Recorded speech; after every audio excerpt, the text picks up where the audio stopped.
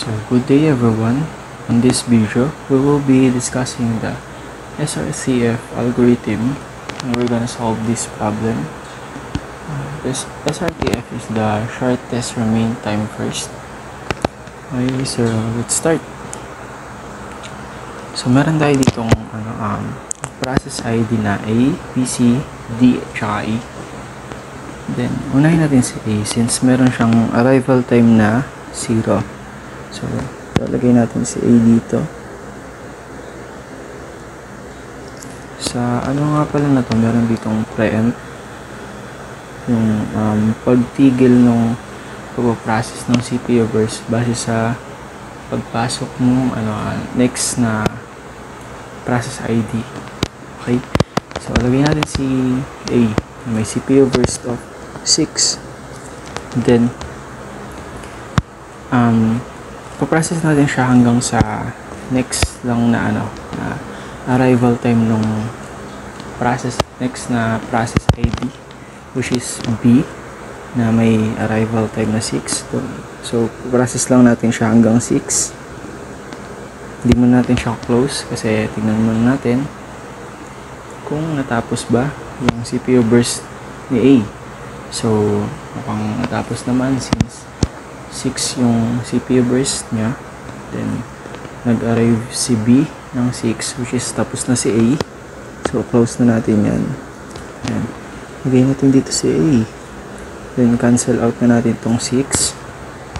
Then, ngayon, next na process natin is si B. Okay, meron siyang CPU burst of 3. Then, ito palang numbers na to is yung arrival time yan ng bawat process ID. Okay, so ginrap ko na lang para mas madali. So, tignan ulit natin yung arrival time ng next na process, which is si C na may 8 arrival time. Okay, process natin si B hanggang sa 8. Hindi muna natin siya i-close kasi may titignan pa tayo. Okay, so cancel natin itong 3.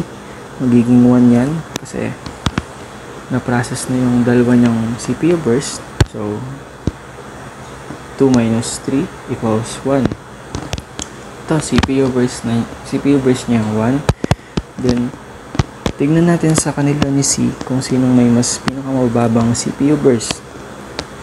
Since si C ay may CPU burst pa na 8, then si B naman is may 1 na lang. So, continue na lang natin si B kasi mababa ang kanyang CPU burst. Okay, continue natin si B. Close na natin at cancel na natin yung 1. And then, next na natin si C. Okay, next na natin si C. Tingnan natin kung hanggang 14 meron siyang CPU burst na 8. So, dapat 1, 2, 3, 4, 5, 6, 7, 8 hanggang 17 siya. Pero since ipaprocess nga natin siya hanggang 14 kasi nag-arrive si D sa 14, ilagay muna natin dito yung CPU burst na 8. Okay, nag-arrive si D sa 14 na may CPU burst of 7, and si C naman ay meron na lang. Cancel na natin tong 8 kasi na-process na yung iba. Ilan yung na-process? 1, 2, 3, 4, 5. Magiging 3 na lang to. Yan, gaya nga lang sabi ko. Meron siyang CPU burst na 8. Then na-process yung 5. Ito yung 5. 1, 2, 3, 4, 5. 8 minus 5 equals 3. Then, ngayon, pumasok si D. Tingnan lang ulit natin sa kanila kung sino may CPU burst na pinakamababa, which is si C is may 3 na lang and si D may 7 pa. So, tuloy na lang natin yung process ni C. Okay, so may 3 pa si C. So, 1, 2, 3. So, okay, nagawa natin na hanggang 17 si C kasi cancel na natin to kasi mas mababa yung CPU burst nya. Okay, ngayon, paprocess na natin si D. Papasok si E sa 19. So, ready na tayo meron siyang CPU verse na 7. Yes, 7. Then, process natin siya hanggang 19. Okay? Minus natin yung na-process natin na 2 sa 7 equals 5. So, meron siyang CPU burst na 5 and pumasok si E sa 19. So, titignan ulit natin sa kanilang dalawa kung sino may CPU burst na pinakamababa. Since si D is may 5 na lang and si E ay may 4, puputulin natin yung process ni D dito. Okay? D. And ipaprocess natin yun is si E na may 4 na CPU burst. So, since nauna na si E, hindi na siya mapipreempt kasi 5 na siya, wala na kasunod sa kanya na process ID, and ang nakapila na lang sa kanya is itong si D na may 5. So, okay, continue natin. So, 1, 2, 3, 4. So, natapos si E sa 23. Cancel na natin yung 4. And si D naman na may 5, continue na lang natin sa pagpaprocess. 1, 2, 3, 4, 5. Ito, 5 yung CPU verse na. Ito, si D yan, si D. Cancel na natin yan since na-process na. Ngayon, ang kukunin naman natin is yung waited time nila. Waited time ni A, B, C, D, E. Okay? Waited time. Yung natin dito si A, B, C, D, and E. So, yung waited time is ima-minus lang natin ima-minus natin yung arrival time nila sa kung kailan sila pumasok. Okay?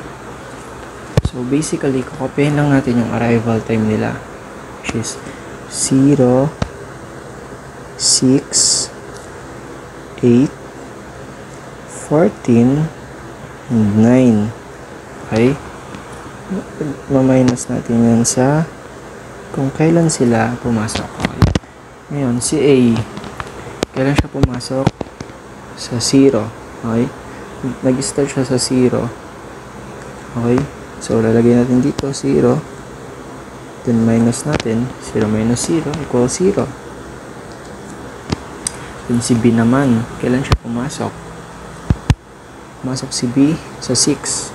So, lagay din natin dito 6 equal 6 minus 6 equals 0. Okay? Then, si C naman, kailan siya pumasok? Sa 9. Diba? Sa 9 siya pumasok. Kasi hindi niya na-preempt si B.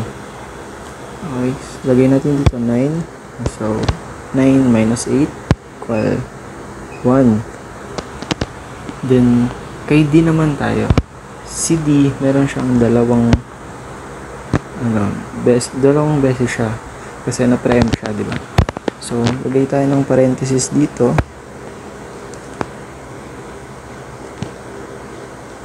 And kailan unang pumasok si D? 17 siya pumasok. Okay, 17. Then, ima-minus natin yan. So, 17 minus 14 is equal 3. Then, kailan siya lumabas? Okay, lumabas siya sa 19. Tama? Lumabas siya sa 19. Na-preempt siya sa 19. So, lagay natin dito yung 19 sa dulo. Then, kailan ulit siya pumasok? Pumasok siya is 23 na ulit. Siya pumasok, okay? So, 23 na ulit siya pumasok. So, lagay natin dito is 23. So, minus lang ulit natin yan. So, 23 minus 19 is 4. So, etong dalawang equal nila is pagpaplasin natin yan. Okay? 3 plus 4 is 7. So, yun. Tapos na tayo kay D. So, kay E naman tayo. Kailan pumasok si E sa 19? Pinre-empt niya si D sa 19. So, okay. Lagay natin dyan 19. And 19 minus 19, 0. So, ngayon, para naman makuha natin yung average nila, is pagpaplasin natin lahat to. Itong lahat ng equal. So, 0 plus dumilim. Sorry for the trouble. So, 0, hindi pala ito yung pagpa-plus. Okay? 0 plus 0 plus 1 plus 7 plus 0 equal 8 equal 8. So, ito yung pinaka-average niya. Then, kukunin naman natin is yung ayan, may ilaw na. Kunin naman natin yung ano nga yun? Yung TA nila. Yung TA.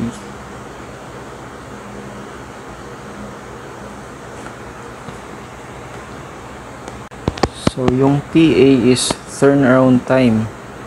So, kopyahin lang ulit natin yung process ID, which is A, B, C, D, and E. Okay? So, gaya kanina, is kokopyahin natin yung arrival time nila, which is 0, 6, 8, 14, and 19. Then, i-minus natin sila sa kung kailan sila natapos. Okay? Pinakadulo. Okay? So, si A is natapos sa 6. Ito. Si B is natapos sa 9. Si C is natapos sa 17. And si D is natapos sa 28. Si E natapos sa 23. So, equal mo lang yan. And 6 minus 0 equals 6. And then, 9 minus 6 equals 3. Okay? And 17 minus 8 equals 9. Ay, tama. 9. Tama, 9. Then, 28 minus 14 is 14. 14. And 23 minus 19 is 4.